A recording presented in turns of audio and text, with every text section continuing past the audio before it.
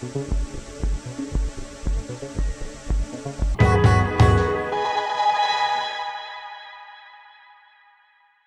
के कैदी किस्त number 13 by plan B YouTube channel. Murad और राजीव भवानी सिंह की रहायशगाह पर इंतखाबी हिकमत अमली तय करने में मसरूफ थे। फैसला हुआ कि राजीव आखिरी लम्हात में भवानी सिंह के हक में इलेक्शन से दस्तबरदार हो जाएगा ताकि कर्नल भवानी सिंह के हक में एक नफसियाती बर्तरी की फिजा हो जाए। अचानक जैसे इसे कोई बात याद आ गई हो। मैं एक बात आप लोगों को बताना भूल गया। कल शाम पवित्र पापी गिरोह की एक कारकुन औरत मेरे पास आई थी और इसने मुझे हर तरह के ताउन की यकीन दहानी कराई थी। राजीव और मुराद पूरी तरह इसकी जानी मुतवज्जो हो गए। चंद्रभान अपनी बात की वजाहत करने लगा। उसका नाम शांति ठाकुर है। और बानो का नाम सुनकर मुराद ने इत्मीनान का गहरा सांस लिया। अपने मजीद इत्मीनान के लिए वो कहने लगा, चंद्रभान जी, हो सकता है कि वो गिरोह की सताई हुई हो। वो हम लोगों के लिए बहुत मुफीद साबित हो सकती है। इस औरत को हमारी मौजूदगी में बुलाएं ताकि राजीव जान सके कि इसकी बयान करदा कहानी में कहाँ तक सदाकत है। वापस घर आते हुए मुराद और राजीव खासी मुतमईन थे। इन्हें यकीन था कि बानों के जरिए इन्हें आशा और सेवाराम का मुअम्मा हल करने में मदद मिल सकती है। अगले रोज सुबह 8 बजे चंद्रभान ने फोन पर इन दोनों को लंच की दावत दी, जिस पर शांति भी मौजूद थी। मुराद और राजीव चंद्रभान के यहाँ ठीक 1:30 बजे पहुंच गए। इसी वक्त गेट से सफेद रंग की कार अंदर दाखिल हुई और वो लम्हा आन पहुंचा जिसका मुराद को शिद्दत से इंतजार था। गाड़ी से उतर कर जो ही बानो बरामदे में दाखिल हुई, इसकी निगाहें कुछ देर के लिए ठिठक सी गईं, मगर चंद ही सानियों में इसने अपने आप पर काबू पा लिया और पुरएतमाद कदमों से इनकी तरफ बढ़ी। चंद्रभान ने इनका तारुफ बानो से कराया। ये मिस्टर अर्जुन शर्मा है और ये हैं राजीव। इन्हें तो शायद आप जानती हो क्योंकि ये भी आपकी तरफ पवित्र पापी गिरोह के पुराने कारकुन रहे हैं। आजकल इनसे कुछ बागी हो रहे हैं। बानो ने मुस्कुराते हुए हाथ जोड़कर इन्हें प्रणाम किया और अपनी किसी हरकत से चंद्रभान को शुबा होने दिया कि वो लोग पहले से एक दूसरे को जानते हैं। कुछ देर बाद चंद्रभान और नटवर सिंह खाने के इंतजाम करने अंदर चले गए। इन तीनों ने एक दूसरे की खैरियत दरियाफ्त की। बानो ने मुख्तसर अल्फाज में पूरी बप्ता सुनाई और आयशा और सेवाराम की हालत जार का जिक्र भी कर डाला। राजीव और मुराद को दिली सदमा हुआ। तब मुलाजिम ने इन्हें डाइनिंग हॉल में आने की दावत दी। वो तीनों इसी मुलाजिम की रहनुमाई में खाने की मेज तक पहुंचे जहां चंद्रभान इनका मुंतजिर था। खाने के दौरान डॉक्टर कर्नल भवानी सिंह का पैगाम आया कि वो राजीव को साथ लेकर फौरन इसके यहाँ पहुंचे। वो दोनों खाने से फारिग होते ही रवाना हो गए। जाने से पहले डॉक्टर ने मुराद और बानो को ताकीद की कि वो इसकी वापसी तक यहीं ठहरे। वो दोनों दिल से ही चाहते थे। दोनों ड्राइंग रूम में बैठकर पूरी तफसील से अपनी अपनी कारगुजारी एक दूसरे को सुनाने लगे। मुराद ने बानो को इस गिरोह की असलियत से आगाह किया और ख्याल जाहिर किया कि अगर ये दस्तावेजी सबूत मिल जाए कि ये गिरोह भारतीय सरकार का ज़ेरी इदारा है और इसकी तश्कील का मकसद पाकिस्तान में दहशतगर्दी फैलाना है, तो ये बात पाकिस्तान के लिए बड़ी कारामद साबित हो सकती है।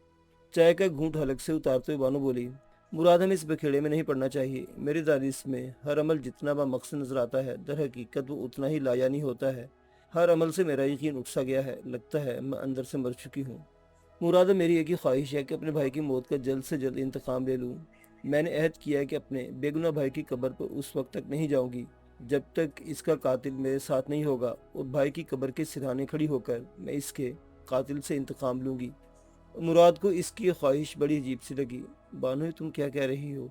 कहीं तुम्हारा दिमाग तो नहीं चल गया? वो मुस्कुराकर बोली, जनाब मुराद साहिब, अक्लमंदों की इस भीड़ में जिंदा रहने के लिए थोड़ा सा पागलपन जरूरी है। तुम ये बताओ कि मैं त्रिपाठी को जफर की कब्र पर कैसे ले जा सकती हूँ? मुराद ने कदरे सोचते हुए कहा, बानो, तुम्हें त्रिपाठी का मुकम्मल एतमाद हासिल करना होगा और तभी मुमकिन होगा जब इसके लिए तुम कोई शानदार कारनामा अंजाम दे चुकी हो। वापस पहुंचे के बानो ने शोभा के जरिए पापी गिरोह के हेडक्वार्टर को पैगाम भिजवाया कि इसके पास इंतहाई अहम और हसास मालूमात हैं जिन्हें वो गिरोह के सरबराह त्रिपाठी तक पहुंचाना चाहती है। चंद रोज की सोच विचार के बाद त्रिपाठी ने बानो से मिलने पर रजामंदी जाहिर कर दी। दोनों के दरमियान मुलाकात हेडक्वार्टर में हुई और कोई तीसरा शख्स मौजूद नहीं था। अपने भाई जफर इकबाल के कातिल को सामने पाकर बानो की आंखों में खून उतर आया, लेकिन इसने कमाल जब्त का मुजाहरा किया। त्रिपाठी की आवाज में दुनिया झांकी शफकत सिमट आई थी। इसकी आंखों में अजीब सी मकनातीसी कशिश थी जो बानो को मुतासिर करने लगी थी। अपने आप को बड़ी जवाहिमती से संभाला और बड़े राजदाराना लहजे में बोली, त्रिपाठी जी, मुझे राजीव और डॉक्टर भान की जुबानी मालूम हुआ है कि आपके कत्ल की बाकायदा साजिश तैयार कर ली गई है और इसमें गिरोह के चंद सीनियर अरकान भी मुलविस हैं। त्रिपाठी ने इसकी बात सुनकर एक जबरदस्त कहका लगाया, लड़की तो मेरा वक्त ज़ाया कर रही है। अगर तूने दोबारा ऐसी कहानी गढ़ने की कोशिश की तो तेरे हक में अच्छा नहीं होगा। बानो इसकी डांट को नजरअंदाज करते हुए बोली, महाराज, मेरा फर्ज आपको खतरे से आगाह करना था। ये भी बताना चाहती हूँ कि आपको पार्सल के जरिए ऐसा धमाका खेज मवाद भेजा जाएगा जो आपके जानलेवा साबित होगा। त्रिपाठी को इसकी बात पर जरा भी यकीन न आया, मगर इसने शांति की पुरखलू जज्बात के पेश नज़र कोई सख्त बात नहीं की और ये यूं महज 10 मिनट जारी रहकर ख़त्म हो गई। इस मुलाकात के एक हफ्ते बाद गुप्ता जी रोज़मर्रा आने वाली डाक देख रहे थे। इसी दौरान इनकी नज़र एक छोटे से पार्सल गिफ्ट पर पड़ी, जिस पर नुमाया रूप में तहरीर था, सिर्फ देवी प्रसाद के लिए। गुप्ता जी ने इस पार्सल को बाबत फौरी तौर पर त्रिपाठी को मुतल्ला किया। जवाब आया पार्सल खोल कर इन्हें भिजवा दिया जाए। गुप्ता जी ने पार्सल खोलना शुरू कर दिया। नागा एक जबरदस्त धमाका हुआ। पार्सल में लिपटा हुआ बम इतना ताकतवर था कि इसने गुप्ता के जिस्म को चश्मे जदन में लोथड़ों का एक ढेर बना दिया। ऑफिस की छत ताश के पत्तों की तरह बिखर गई। पूरे जयपुर में इस होलनाक साने की खबर जंगल की आग की तरह फैल गई। त्रिपाठी ने चंद घंटों बाद खुद बानो की रहायशगाह जाकर इसका शुक्रिया अदा किया। तुम्हारी वजह से मेरी जान बच गई। बानो के अलावा सिर्फ मुराद और अजीब जानते थे कि इस पार्सल को भिजवाने वाला कौन था। बानो को शुबा की जुबानी पता चला कि इस धमाके के फौरन बाद त्रिपाठी ने आशा और सेवाराम को मौत के घाट उतार दिया था। बानो ने यह खबर राजीव से पोशीदा रखी। इस वाक़े के बाद त्रिपाठी बानो पर बहुत ज़्यादा एतमाद करने लगा और इसे गिरोह में गैर एलानिया तौर पर त्रिपाठी के नंबर 2 की हैसियत हासिल हो गई। गिरोह के सीनियर अरकान बानो की इस कदर हौसला अफजाई पर बहुत नाखुश थे, मगर तनकीद की हिम्मत किसी में भी नहीं थी। दूसरी जानिब जुजू इलेक्शन की तारीख नज़दीक आ रही थी। दोनों फरीकों में तलखी शिद्दत इख्तियार करती जा रही थी। जयपुर का सियासी माहौल इंतहाई कशीदा हो चुका था। मुराद और राजीव को रवाबित कांग्रेस आई के मुकामी लीडरों से रोज़ बरोज़ बेहतर होते जा रहे थे और अब इन्हें बानो से मिलने में कोई दुश्वारी का सामना नहीं था। आखिरकार मुराद और राजीव ने आखिरी दाव खेलने का फैसला कर लिया। राजीव आशा की मौत से आगाह होने के बाद त्रिपाठी की मुखालफत में किसी भी हद तक जाने को तैयार था। चुनांचे इन तीनों ने अपने मंसूबे को हतमी शक्ल देने का फैसला कर लिया। 15 दिसंबर 1979 को बानो ने फ़ोन पर त्रिपाठी से मुलाकात का वक्त मांगा, जिसे फौरी तौर पर मिल गया। त्रिपाठी ने शादी नहीं की थी। इसकी कोठी में किसी किस्म की चहल पहल या शोर गुल का सवाल ही पैदा नहीं होता था। वो नौकर के हमरा रहता है और अपने ड्राइंग रूम को स्टडी रूम के तौर पर इस्तेमाल करता था। त्रिपाठी ने बड़ी खुशदिली से शांति का इस्तकबाल किया। लगता था वो भी पूजा पाठ से फारिग हुआ है। अपने मुलाजिम को चाय लाने का हुक्म देकर वो बानो की जानिब मुतवज्जो हुआ। आओ शांति आओ, आज तो तुम बड़ी निखरी निखरी सी लग रही हो। बानो इसके देखते धीरे से मुस्कुराई। हाँ त्रिपाठी जी, आज मैं वाकई खुद को निखरी निखरी सी लग रही हूँ। वैसे शायद निखरने और बिखरने में भी आपस का कोई गहरा ताल्लुक है। त्रिपाठी कुछ न समझते बड़बड़ाया। शांति, कभी कभी तुम खासी गहरी बातें करने लगती हो। वैसे बाय द वे तुम कहाँ तक पढ़ी हुई हो? बानो गुफ्ता अंदाज में मुस्कुराई। त्रिपाठी जी छोड़े पढ़ाई की बातें। वैसे एक बात याद रखें, दानिश या हिमाकत किसी डिग्री की मोहताज नहीं। मैं बहुत सादा दिल हूँ और अगर थोड़ी सी मजीद सादा होती तो यकीनन बेवकूफ़ कहलाती। त्रिपाठी इसकी बातों से महसूस होते बोला, शांति विश्वास करो, अगर कहीं तुम 10-20 साल पहले मुझे मिल जाती तो यकीनन तुमसे शादी कर लेता। वैसे इस आइडिया पर आज भी गौर किया जा सकता है। बानो ने शर्माने की अदाकारी करते हुए कहा, इस मौजू पर फिर कभी बात करेंगे, फिलहाल तो मैं एक ज़रूरी काम से आई हूँ। त्रिपाठी पूरी तरह संजीदा हो गया। हाँ कहो क्या बात है? बानो मुस्ताकिल लहजे में बोली, मुझे पता चला है कि कर्नल भवानी सिंह और अजीब आपके खिलाफ कोई नई साजिश तैयार कर रहे हैं। इसी सिलसिले में इनका अलवर आना जाना रहता है। त्रिपाठी ने पूछा, अलवर जाने से इनका क्या मकसद? बानो बोली, मुझे ये तो इल्म नहीं, मगर इनकी बातचीत से अंदाज़ा हुआ है कि इनकी पुरस्कार सरगर्मियों का ताल्लुक अलवर के निवाह में वाक़ काली माता के मंदिर से है, जहाँ वो दोनों तकरीबन हर दूसरे रोज़ जाते हैं। त्रिपाठी ने हैरत का इजहार करते हुए कहा, बड़ी अजीब सी बात है। मैं अलवर कई साल रह चुका हूँ, वहाँ ऐसी कोई पोशीदा जगह नहीं। काली माता के मंदिर में जाकर देखना होगा कि इन लोगों ने वहाँ कौन सा खेल शुरू कर रखा है। मेरा ख्याल है मैं वहाँ कल ही जाता हूँ। शांति बोली, नहीं, मैं आपको अकेले नहीं जाने दूंगी, बल्कि खुद भी आपके साथ जाऊंगी। त्रिपाठी इसके खुलूस से मुतासिर होते हुए बोला, अरे भाई, तुम्हें किसने कह दिया कि मैं वहाँ अकेला जा रहा हूँ? मेरे साथ मेरे 3-4 बॉडीगार्ड्स होंगे। शांति टलाते हुए बोली, लानत भेजे इन बॉडीगार्ड्स पर, जब कोई मुसीबत आन पड़े तो दुम दुबा कर भाग जाते हैं। वो खुद आपके साथ वहाँ जाऊंगी। त्रिपाठी ने कहा, ठीक है तुम चलोगी और भी अच्छा होगा, तब इन लोगों के साथ ले जाना वैसे भी मुनासिब नहीं रहेगा। शांति बोली, तो फिर हम कल किस वक्त यहाँ से रवाना होंगे? त्रिपाठी को सोचते हुए कहने लगा, यहाँ से कल दोपहर 3 बजे चलेंगे और शाम तक वहाँ पहुँच जाएंगे। रात वहीं बस करके परसों लौट आएंगे। बानो की खुशी का कोई ठिकाना नहीं था। 16 दिसंबर की दोपहर वो दोनों त्रिपाठी की मर्सिडीज गाड़ी में अलवर के लिए रवाना हुए। दिसंबर का तीसरा हफ्ता शुरू हो चुका था और सर्दी में खासी शिद्दत आ चुकी थी। अलवर पहुंचने तक साए ढल गए और शाम की आमद थी। शहर को बाएं जानिब छोड़ते हुए वो काली माता के मंदिर की जानिब बढ़ रहे थे। त्रिपाठी ने गाड़ी के अंदर ही खासी मिकदार में शराब का जखीरा जमा कर रखा था और सारे रास्ते वक्फे वक्फे से इसे अपने मैदे में उंडेल चुका था, मगर इसके हवास पूरी तरह कायम थे। इससे अंदाजा होता था कि वो पुराना पीने वाला है। अलवर की सरसब्ज पहाड़ियों के दामन से गुजरते उसने शायरी करने की कोशिश की। शांति डे, भगवान करे हमारा ये सफर कभी खत्म ना हो। बानो की आवाज में बेपना संजीदगी थी। त्रिपाठी जी, किसी का भी सफर कभी खत्म नहीं होता। हर शख्स हर दम सफर में होता है, कभी माजी की तरफ और कभी आने वाले जमानों की जानिब। अब पता नहीं हमारा ये सफर कहाँ ले जा रहा है।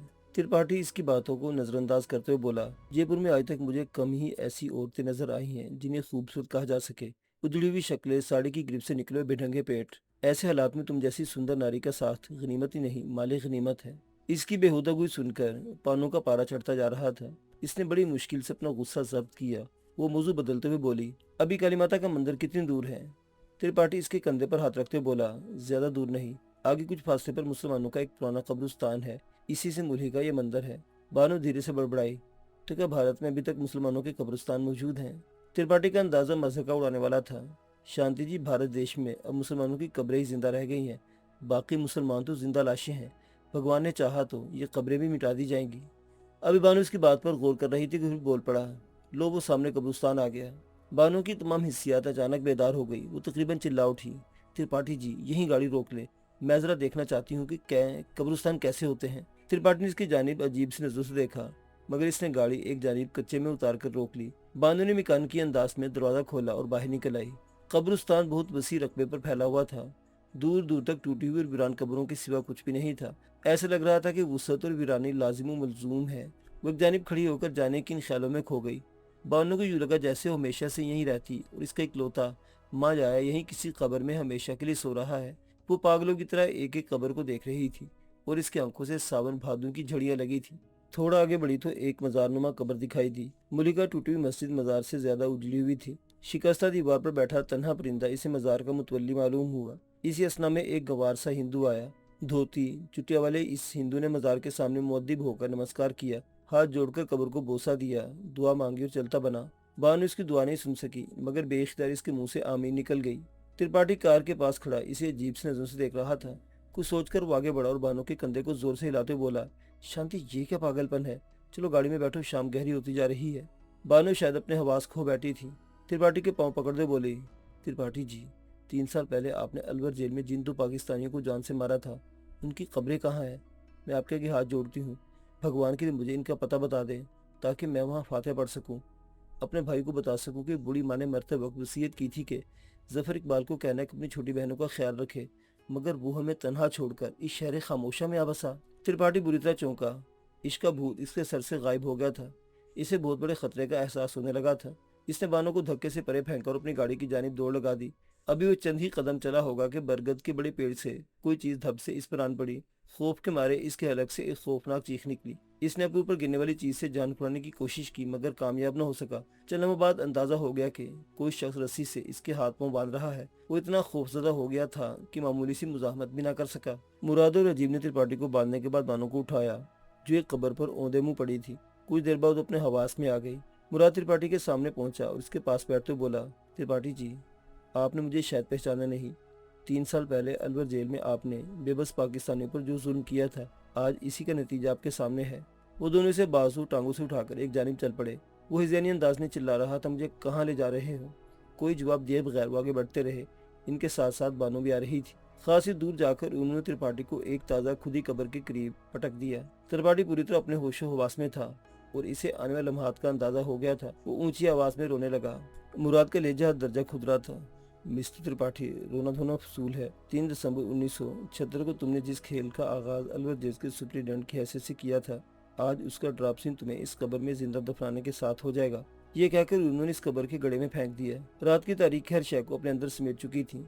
त्रिपाठी की आखिरी चीखें इस कदर होलनाक थी कि चंद लम्हों के लिए मुराद भी उदास हो गया। अलबत्ता बानो के चेहरे पर मलाल के आसार बिल्कुल नहीं थे। ऊपर से मट्टी बराबर करने के बाद वो त्रिपाठी की कार में बैठकर दिल्ली की जानिब रवाना हो गए।